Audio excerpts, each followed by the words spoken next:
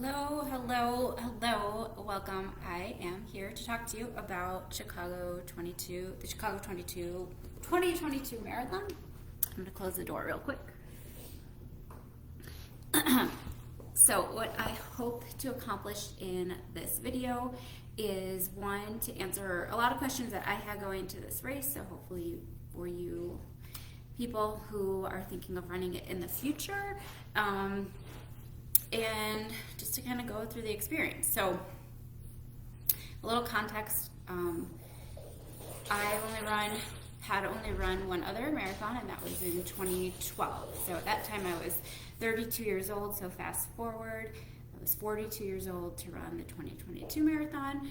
I am a very active person. I exercise quite a bit, but had taken a break from long distance running for quite some time. So this is a big deal for me to come back and train, and hopefully that inspires some of you who might have taken some time off of running. It's completely doable, and I'm gonna definitely always tell people to do it. So anyways, we'll get right to marathon day basically. I stayed about a mile or so from the start.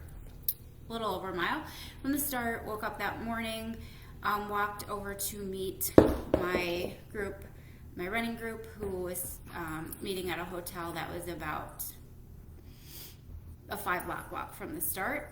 So for context, my corral was supposed to start at 8 a.m. So we left the hotel that was like 5 blocks away at about 6:45 a.m. to get over there. The corral closed at 7:45. This was plenty of time to get over there. However, the bathroom lines were extraordinarily long until we found out that there were some shorter lines elsewhere. So I just want to make it very clear that if you are new to big city running, new to big races, you want to leave yourself plenty of time for the porta potties. It became very apparent that a lot of people had never run a big city race and weren't used to big city crowds and lines. Like, basically, give yourself plenty of time. You're not going to sleep in that morning anyway, so the last thing you want to do is be panicking that you can't get to a bathroom. I basically did not give myself enough time and almost missed my corral closing. Luckily, someone let me go ahead of them, and I got to my corral at like 7:37, and it literally closed at 7:45.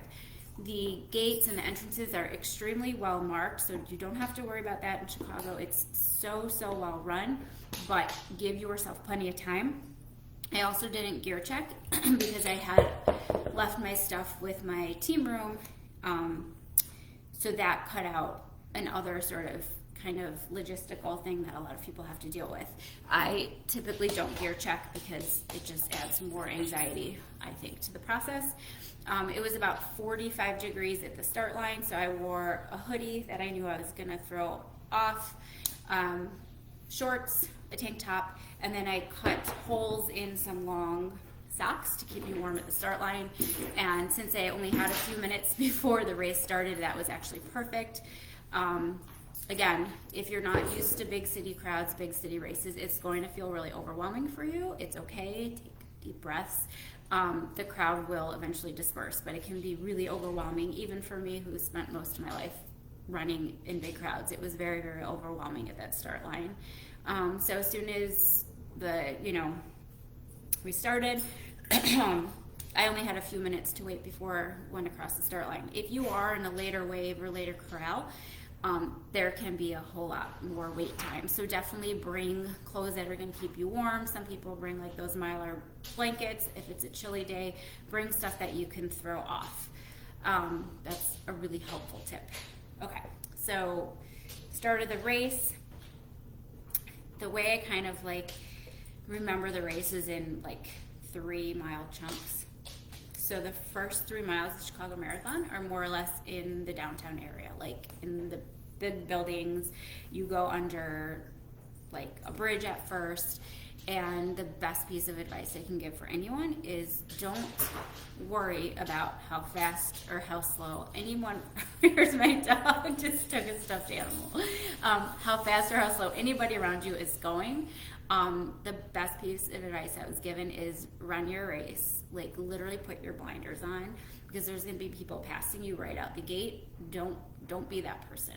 You're going to hate yourself an hour later, 2 hours later if you go out too fast. So something you need to know about Chicago is no matter what watch you have, it's not going to work for the first couple miles of the Chicago Marathon. And I say that in confidence because literally every single person I've talked to, whether they had a Garmin, an Apple Watch, a Coros, whatever, watches were wonky, super duper wonky for the first couple miles. I have an old Apple Watch. Mine never became okay. It was off the wall like the whole race. Some people with newer Apple Watches, some people with Garmin's, they're sorted it out after like the first 3 miles. But it can be really disarming to have no clue what your pace, what your distance is those first few miles. So a tip I was given is to get just another watch, just that you can hit like the lap button, just like a Timex watch. It's just a stopwatch to have an idea of your pace. I did have one of those. I also did forget to hit the lap button quite a bit, so it ended up not being helpful. It also ended up sitting on some nerve in my arm that halfway through I took it off because it was causing me pain. So just be aware that no matter what kind of fancy watch you have the first couple miles, you're probably not going to have a good GPS signal. So either be aware and just don't care about it, or find an alternative watch to have that just times your laps. So the first 3 miles for me were very overwhelming. I don't know why, because I've run in big crowds before. I got a like upper abdominal cramp that I didn't have all season, like except for one other time, and it appeared. And again, I just realized this because I'm like really anxious. I'm just feeling really crowded. Took a lot of deep breaths and tried not to worry about it. Once we got out of the loop, you run north, which is like what we call Lakeview, Boys Town. I have to say, Boys Town is usually known for being like a big party during the marathon. I don't know if it was that we were there on the earlier side or what. It definitely wasn't, I'm not hating on Boys Town, I'm just saying it wasn't the most exciting part of the race by any means. It was beautiful, we had beautiful weather, and the crowd support was great, but there was nothing like crazy going on there, which is fine. The crowd support was wonderful. And once we got, so you get through Lincoln Park, go through Lakeview, Boys Town, and then around the 8 mile mark is where I felt like I could finally breathe. It did take about 8 miles for me to feel that way. That was where I saw a friend. I'd seen my family at miles 1 and 3, which was really, really helpful. So going back to that, if you have people to come watch you, it's not helpful if they tell you like, I'll be at mile 1 or I'll be at 3. You need to know like exactly where they're going to be so you can find them. It's much easier for you to find spectators than the other way around for the most part. So find out what miles they're at or what intersection, what side they're going to be on. Are they going to be on runner's right? Are they going to be on runner's left? I had thought it was going to be hard for me to go like right to left. That wasn't a big deal. So in the end, I had people on the right, some people on the left. I found anyone who told me exactly where they were going to be throughout the day, I found them. The people I didn't find were the people that were like, oh, I'll be at mile 12. And part of that is because you just only have so much energy that if you don't know exactly where someone's going to be, as a runner, you probably aren't going to feel like searching the crowd for them. But if you can have friends and family spectate, it's amazing. It's like such a nice confidence booster. When you see them, it gives you something to look forward to. So like after mile 1 and 3, I knew I would find my friend at 8 or like 8.5 because she gave me good details where she'd be, and sure enough I found her, and that definitely like finally I felt like I could breathe. Like we were out of downtown, my little cramp was gone, and I felt like I was hitting my stride. And to be honest, after between 8 and 13, I don't remember a whole lot. You head back downtown, and I think I was just kind of on cruise control, which is good. At this point, I had absolutely no clue what my pace was, which again was really disarming, but I had to just like forget it and be like, just run, just sit into your pace, just run.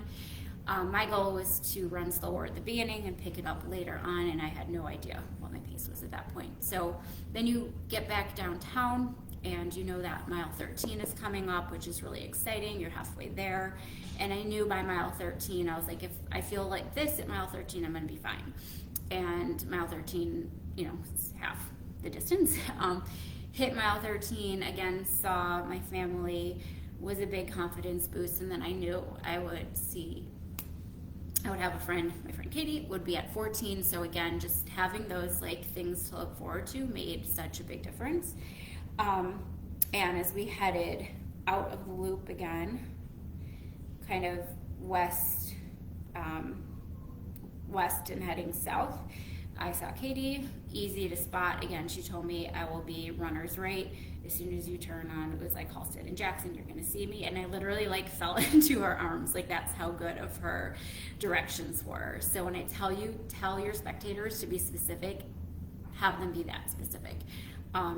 Something that worked for me and my family is they were like, we'll be across from the flower shop at mile 1. So things like that, landmarks are really helpful. Find out what they're wearing and tell whoever is coming to watch you what you'll be wearing. That's also really helpful. So mile 14 to 17 is like another chunk in my head. That is part of the race a lot of people find to be a little difficult. Some of the crowd starts dispersing there, but I have to say, like, I didn't notice it because the crowd support the whole day was off the wall. Like, I felt so supported. Also, the aid stations were top notch. Like, it was almost ridiculous how many there were. I carried a handheld with me because that's how I trained, and I really liked to carry my own water, and it was really helpful for the first like 10 miles or so when the stations are more crowded, that I didn't have to worry about pulling over and stopping. So I carried a handheld, and mile 9-ish was actually the first time I refilled it. And a good tip that I was given from Katie also was, instead of taking the little cups to refill it, just find the big jug that's sitting on the table and fill up that way. I was able to do that at a lot of places, which was really helpful. So anyways, we're getting to between like the mile 14 and 17. It's like Greek town. Some of this is kind of blurry. A lot of the race is really blurry for me. I think that's how I literally cope through long miles, is I space out. I do regret that to some degree. I wish I had been more aware and taken in more of the signs and more of the sounds, but that I guess is a coping mechanism for me. I did wear headphones for 90% of the race. So if you're running this race or any others, just remind yourself, like, take some time to take it all in. You've trained really long, really hard. Don't let it all go by in a blur, because a lot of it went by in a blur for me. Okay, so miles 14 to 17, I would say around 16 was around the first time where I was like, okay, I'm actually like feel like I'm running. Like, you're kind of on cruise, I was on cruise control for like the first while, and then around 16 I was like, ooh, okay, like starting to feel my legs. And also, you know, like, yeah, I've done 16, but I still have 10 plus miles left.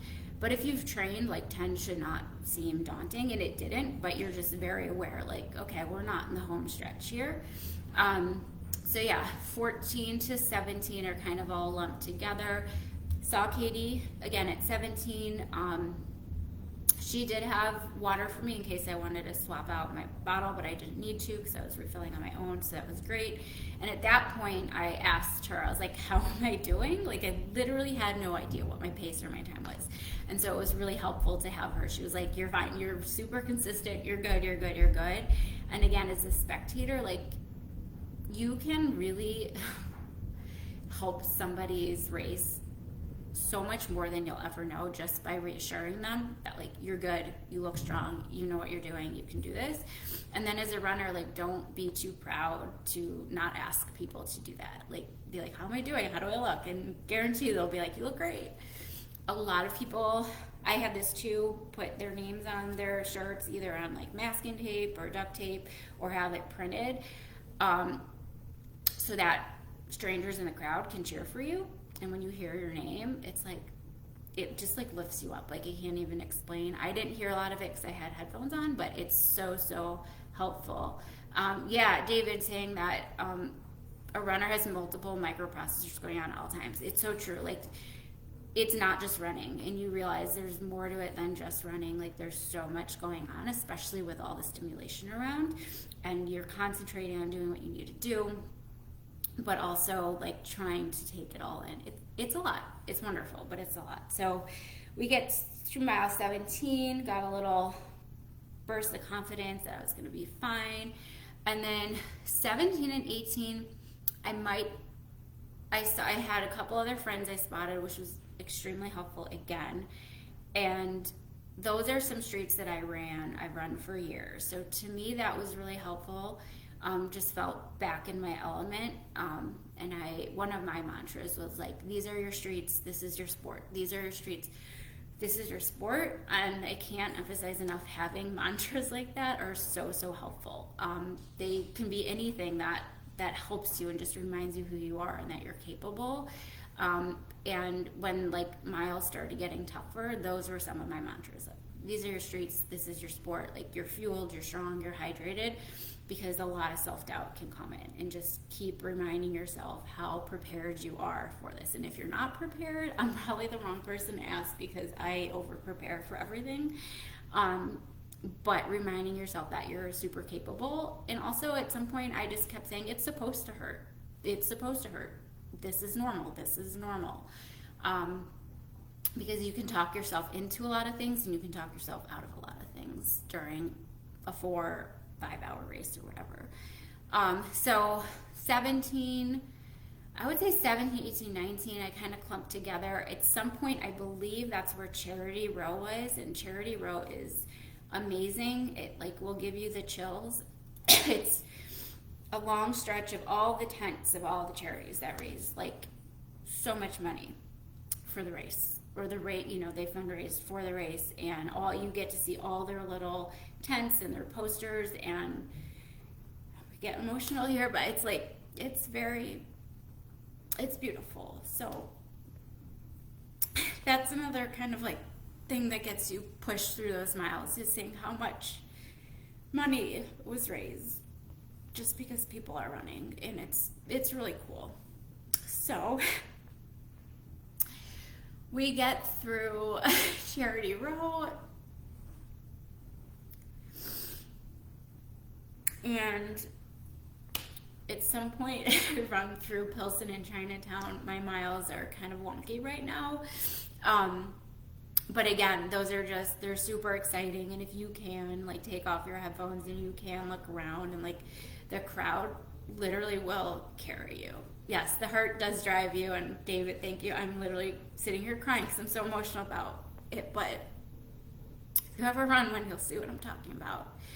So, where were we? Okay, so Pilsen, Chinatown are awesome.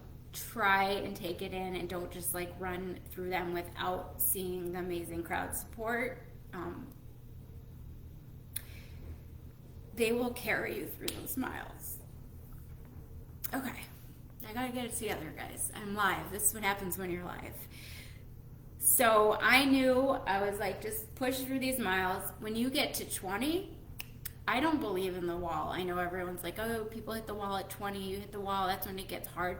I told myself, you don't believe in the wall. You're fueled, you're trained, you're not gonna hit the wall. I believe very much the more you tell yourself you're not gonna hit it, you're not gonna hit it. And guess what? I didn't hit the wall because I told myself I wasn't going to. And I was really cognizant of fueling throughout my race. I am very much into fueling, into nutrition, into hydrating, and I created a very personalized plan for myself, and I followed it to a T, and I never, ever felt like I was bonking at all. For me, what worked is I used like honey stinger blocks, and I literally took one at every mile marker. And that was just like, boom, it was like clockwork for me. And I made sure I was sipping water at every kilometer marker, because they're both marked. So it's really helpful, and you don't have to rely on your watch that's not working. So that's what I did, and it worked really well. And I kept saying, once you get to 20, all you have is a 10K, and you can run a 10K in your sleep. And sure enough, so he got to 10K. Yes, science. Cheers for science, right, Katie? So once we got to 20, I was like, yeah, it hurts. Yeah, this is hard, but like it's a 10K. And something that really helped me at this point too is I just looked around at all the other runners and I was like, they're all doing it. You know, like if they can do it, you can do it. So again, just like mind over matter, reminding yourself like you belong here. You're in this arena for a reason. You train for this. Like, don't give up on yourself. That was another mantra for me. Don't give up on yourself. You're tough. You're strong. Do not give up on yourself. Don't take the easy way out. So around 20 to 26, yeah, the last 10K. So from 20 to 22 is when I started giving myself permission if I wanted to walk through water stations. I let myself do that. That was like a promise I made to myself, and I did. And there's zero shame ever in walking through water steps, even at mile 1. But that was helpful mentally because I just had something to look forward to. I was like, oh, every 10 minutes or so you get to walk for like 30 seconds, get some Gatorade, get some water. I did use a lot of Gatorade too, which is what they served on the course. So you're running 20 to 22. The hardest part there is when you're running to mile 22. On the other side, you see mile 24. And so you're like, okay, I'm at 22. I see 24. Not there yet. Well, where the heck is mile 23? So I know a lot of runners struggle with that this year. We're like, okay, we're so close, but not so close. At some point you hit 23, and I think that was the turnaround. You got to 24, and I don't know if you guys hear my dog barking. Get to 24, and I was like, okay, this hurts, I'm tired, and that's when it became extremely mental, and I just kept repeating my damn mantras, like, stop wimping out, be strong, be brave, like, you can do this. It's 2 freaking miles. That's less than a warm-up for you. The mind is a really powerful thing. It's so powerful. And I knew, I was like, I'm not hungry, I'm not under-fueled, I'm not underhydrated, you're just being a wimp. Just freaking do it. I knew I would see family around 25. I did not want to see I did not want to see my family at 25. They told me they would be there. I purposefully did not look for them because at this point I was like, I only have energy left to run this last mile. I don't have energy to wave. I don't have energy to look. I was like, blinders on, and it's okay to do that. Don't feel bad. You don't have to wave to everyone that's out there looking for you. They will get it. Yes, focus, focus. You don't have any extra energy to give at this point other than to run that last mile. Oh, I did forget, around mile 20, I saw my husband, Jeremy, who I told, don't try and jump in and run with me, but no one ever listens to me. He jumped in and I was like, no, absolutely not. Do not run with me. I did give him both of my watches at that point because they were just aggravating me because they were wrong and one of them was hurting. So I ditched my watches, which was really kind of a relief. Okay, so back to 25, the last mile. This is where I was like, just frickin' go.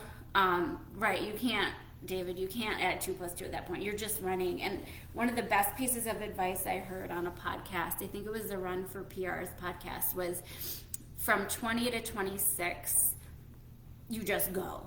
Like, literally, that's the advice. Like, don't look at your watch, don't look around, you just run. I can't say I did that from 20 to 26, but from like 24 to 26, that was it. I was like, let's just freaking go. Let's get this over with.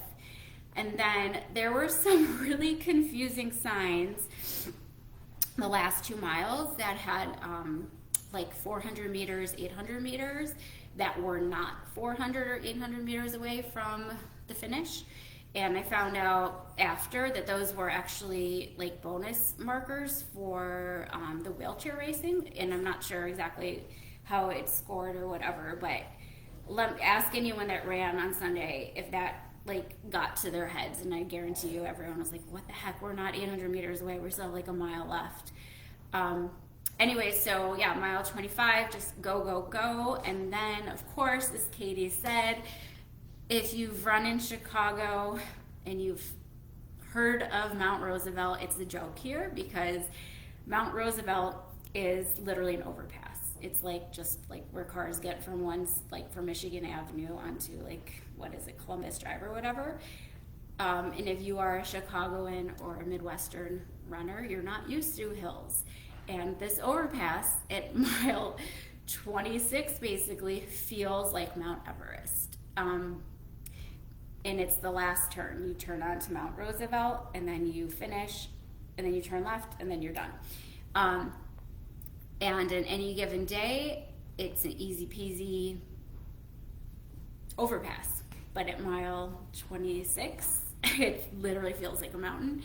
And this was another mind over matter where I really wanted to like walk. I was like, this hurts so bad. But I kept saying, this is the dumbest thing. You are like a half a mile away from the finish. 2 laps around a track. Like, just freaking go, just do it. So I did not give myself permission to walk. I said, you take one step, one. And that was it. I was like, you can go any pace you want. It can be a 20-minute mile, but you are running up this hill. And then once you're up that hill, you turn and you see the finish line. And again, you just freaking go. You go and you just finish. And it's funny because I crossed that finish line. I had absolutely no idea what my time was. None. Like, I mean, ballpark, but I did not know if I PR'd. I did not know, like, if I negative split, pause. I knew nothing, which was, again, kind of cool, kind of freeing, but also a little frustrating. So, yeah, crossed the finish. I literally had to go on the Chicago Marathon app tracker to find out what my time was. Like, I had to go track myself as an athlete to find out what my time was. And that was it. I beat my first time, my only other time, by 6 minutes. And overall, I honestly think like doing this has brought a lot of it back. It was wonderful. I love the Chicago Marathon. If you want to run a marathon, it's a fantastic one to run because it is flat. But again, you just have to be prepared to deal with crowds and a little bit of, not being able to rely on your watch and things like that. But yeah, if you have any questions or want to talk marathoning or anything, let me know.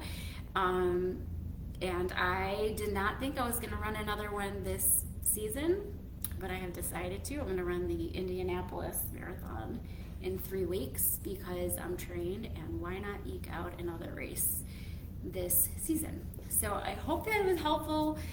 For anyone thinking about running a marathon, you should do it. For anyone who might be running next year and wants like logistical help, hopefully that is helpful. And if you have any questions, let me know, and I'll put this up on YouTube as well. So thanks for joining in, and have a great Sunday.